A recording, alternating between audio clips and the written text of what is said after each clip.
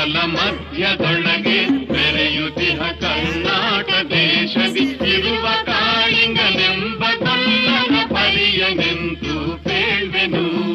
ಎಳೆಯ ಮಾವಿನ ಮರದ ಕೆಳಗೆ ಒಳ್ಳಲನೂದುವ ಗೊಲ್ಲ ಗೌಡನು ಬಳಸಿನಿಂದ ಕುರುಗಳನ್ನು ಬಳಿಗೆ ಕರೆದನು ಹರುಷದಿ. ಗಂಗೆ ಬಾರೆ ಗೌರಿ ಬಾರೆ ತುಂಗಭದ್ರೆ ತಾಯಿ ಬಾರೆ ಪುಣ್ಯಕೋಟಿ ನೀನು ಬಾರೆ ಎಂದು ಗೊಲ್ಲನು ಕರೆದನು. ಗೊಲ್ಲ ಕರೆದ ಧ್ವನಿಯ ಕೇಳಿ ಎಲ್ಲ ಹಸುಗಳು ಬಂದು ನಿಂತು ಚೆಲ್ಲಿಸೂಸಿ ಹಾಲು ಕದೆಯನು ಅಲ್ಲಿ ತುಂಬಿತು ಬಿಂದಿಗೆ. ಸತ್ಯವೇ ಭಗವಂತನೆಂದ ಪುಣ್ಯಕೋಟಿಯ ಕಥೆಯಿದು.